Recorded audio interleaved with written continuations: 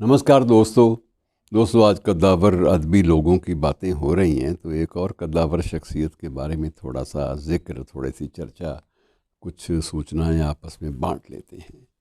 और ये कद्दावर शायर है जगन्नाथ आज़ाद।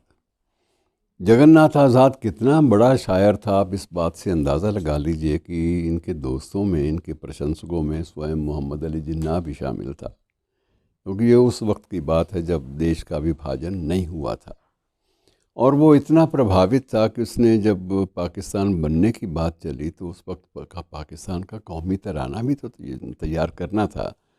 तो उसने उनकी शायरी से ही बड़ा प्रभावित था। तो उसने जगन्नाथ आज़ाद से ही कहा, यार तुम मेरे दोस्त भी हो, मेरे अजीज़ भी हो, और मैं तुम्हारा प्रशंसक भी हूँ और दोस्त भी हूँ, तो ये तराना तुम लिखो। ये सबको बड़ी आश्चर्यजनक बात लगी कि ये जिन्ना ने किसको चुना। उस वक्त उर्दू के बहुत सारे शायर, मुस्लिम शायर जो थे, वो भी तो सक्रिय थे लिखने लिखाने में, लेकिन उन्होंने, जिन्ना ने किसी और को ये पेशकश नहीं की। उस वक्त अहमद नदीम कासमी भी थे, फैज़ भी थे, उस ज़माने में सब लोग थे, ये शायर भी उस वक्त थे।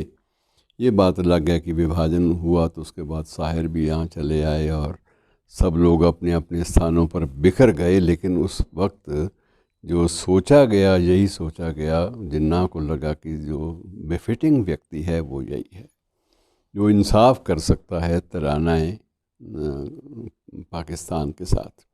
ये भी आपको बता दूं कि इकबाल पर जब भी कभी कोई चर्चा होती थी, इकबाल पर होने वाली किसी भी चर्चा के लिए हमेशा जो वक्ता होता था, वो जब कोट करने की बारी आती थी इकबाल के बारे में कोई भी जानकारी, तो हमेशा प्रोफेसर जगन्नाथ आज़ाद की पुस्तकों और उनके जो शोध किया गया था इकबाल पर, उसका उल्लेख करते थे। एक अथॉरिटी माना जाता था कि इकबाल के बारे में यदि कुछ किसी को कहने का हक है, किसी विद्वान को, तो वो जगन्नाथ आज़ाद को ही है।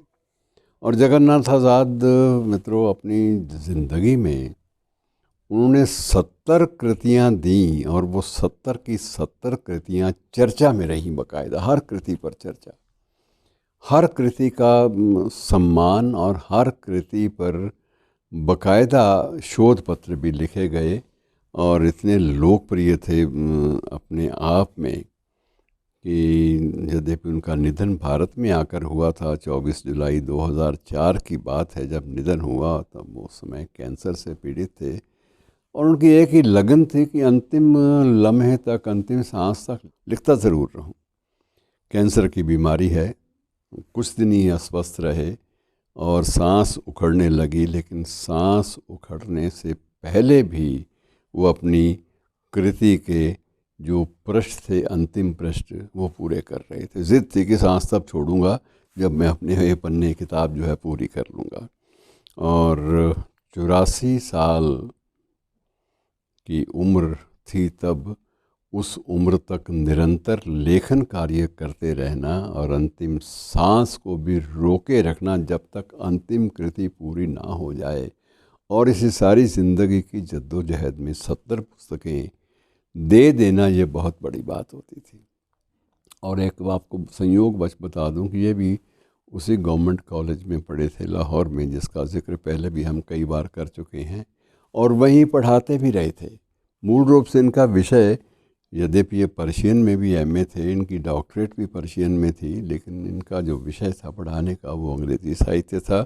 जिस तराने की मैं बात कर रहा हूँ, विवादास्पद तराने की, तराना पाकिस्तान, उसका अब भूल से सही है जैसे भी हो, उसका जो प्रसारण था वो भी 14 अगस्त को 1947, 14 अगस्त, जिस दिन पाकिस्तान की स्थापना हुई थी, उस दिन वहाँ के ऑल इंडिया रेडियो या रेडियो पाकिस्तान ने अपने स्टूडियो में वही गाना बजाया, वही तराना बजाया जो जगन्नाथ आज़ाद ने लिखा था। मित्रों, उस वक्त परिस्थितियाँ अलग थी। अब उसकी, उन परिस्थितियों की अगर हम जाएंगे गुणवत्ता में या कमियों में, तो कहीं भी पहुंच नहीं पाएंगे। यहाँ तक कि उस देश को पहला जो कानून मंत्री मिला, वो भी भारत का मिला, भारतीय मिला, हिंदू मिला। और उनका नाम था श्री मंडल। मंडल के नाम से वो थे कानून मंत्री, तो वो भी भारत के थे, भारतीय थे। और बाद में वो भी कानून मंत्रालय मंत्री के रूप में बहुत सारी देन अपनी देने के बाद वो भी भारत में लौट गए थे। जगन्नाथ आज़ाद को तो स्वाभाविक रूप से उन्होंने तो आना ही था, क्योंकि उनका परिवार पहले ही यहाँ आ गया था। तो ये सारी स्थितियाँ मित्रों गवाह हैं उस वक्त सृजन कार्य किस स्तर पर और किस सोच के साथ होता था या करवाया जाता था। दोनों ही बातें इस बात की गवाह हैं कि वक्त भले ही बदल गया हो, लेकिन वो वक्त बहुत ज़हीन, बहुत प्रबुद्ध, बहुत बौद्धिक चेतना वाला था। शुक्रिया।